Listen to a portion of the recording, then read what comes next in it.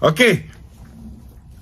Mahathir membuat kenyataan bahawa dia merasa bingung apabila mendapati ahli-ahli UMNO masih lagi ingin mengekalkan kepimpinan yang sama. Apa komen Datuk? Komennya manusia macam Mahathir ni sepatutnya kita tak dengar lagi dah apa benda komen-komen yang dia buat. Dia mengatakan dia bingung sebab ahli-ahli UMNO mengekalkan Datuk Seri Ahmad Zahid Hamidi sebagai Presiden Parti.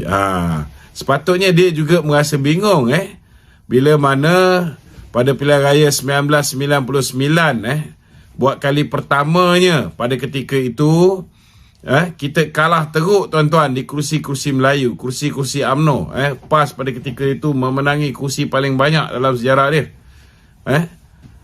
Tetapi Mahathir pada ketika itu tuan-tuan telah meminda perlembagaan UMNO. Saya masih ingat lagi saudara, pada ketika itu untuk lawan jawatan presiden, saya masa tu berada di kem tahanan. Saya tahu saya di dalam ISA, saya dimaklumkan, maka wujudnya apa yang dipanggil sebagai undi bonus. Nak lawan presiden ni, pertamanya kena ada undi bonus daripada setiap bahagian.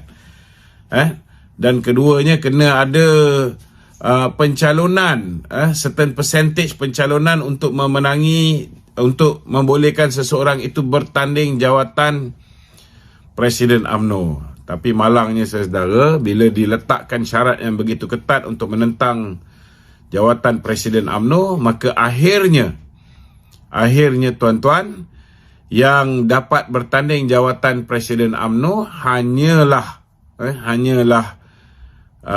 Tun Dr. Mahathir. Saya masih ingat lagi pada ketika itu yang menentang beliau ialah Yang Berhormat Mulia Tengku Razali Hamzah.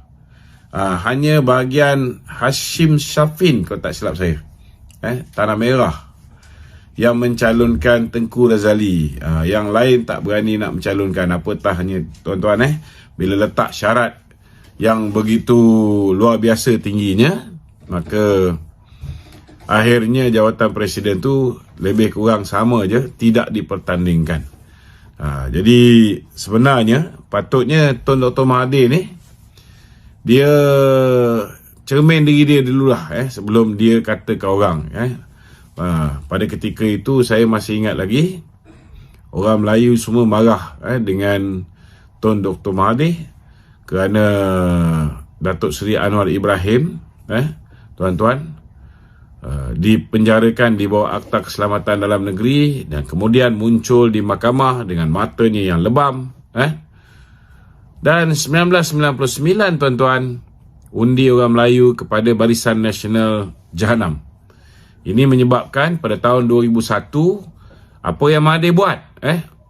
Dia bukan hanya merosakkan sistem pemilihan UMNO. Alhamdulillah bila Datuk Seri Najib mengambil alih sebagai Presiden Parti, dia telah hapuskan semua ni. Undi bonus dia hapuskan, percentage untuk bertanding, pencalonan dah tak perlu lagi. Jadi bebas, siapa pun boleh bertanding. Dan kemudian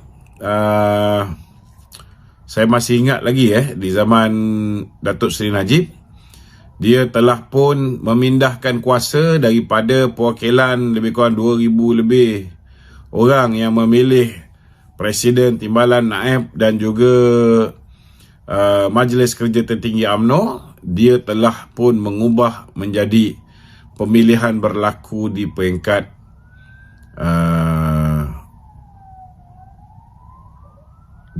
akar umbi tuan-tuan. Maknanya pemilihan bukan lagi dibuat oleh perwakilan di peringkat pusat, tetapi ialah perwakilan UMNO di peringkat bahagian yang akan mengundi jawatan kepimpinan, dan yang terlibat ni tuan-tuan lebih kurang dalam 162,000 orang yang menjadi perwakilan di peringkat cawangan, yang menjadi perwakilan dalam persidangan UMNO bahagian yang memilih kepimpinan. Okey. Yang keduanya, saya nak beritahu dengan Tun Dr. Mahathir. Kenapa perwakilan memutuskan untuk mengekalkan Datuk Zahid? Saya rasa kita pun kena ucap terima kasih kepada Tun Dr. Mahathir. Kerana siapa juga yang lawan Tun Dr. Mahathir, orang itu disambut baik oleh parti. Contohnya Datuk Seri Najib, antara orang yang menentang Tun Dr. Mahathir dengan lantang sekali. Dan beliau dihadapkan ke muka pengadilan dengan pendakwaan terpilih oleh Tun Dr. Mahathir. Dan saya rasa semua orang tahu aura Datuk Najib walaupun dia sudah terpenjara, dan besok beliau akan dihadapkan ke Mahkamah Persekutuan dalam semakan kehakiman beliau, kan? Kita doakan semoga beliau berjaya. Cuma 2 hari lagi postpone. Sepatutnya 19, 20 dengan 20 berapa hari bulan. Patut bicara, tetapi hanya esok 1 hari saja. Jadi maknanya kita mungkin takkan dapat keputusan semakan kehakiman Datuk Najib ni dalam masa terdekat lah, tuan-tuan. Dan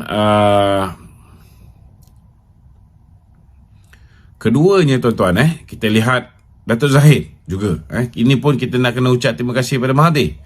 Bila Mahathir mengarahkan supaya Datuk Zahid membubarkan UMNO, dan Datuk Zahid menolak permintaan Mahathir, dan juga dia juga tolak permintaan Mahathir supaya beliau setelah membubarkan UMNO menyertai bersatu secara beramai-ramai. Ini juga telah menyumbang kepada kenapa perwakilan mengambil keputusan untuk mengekalkan Datuk Zahid sebagai Presiden UMNO.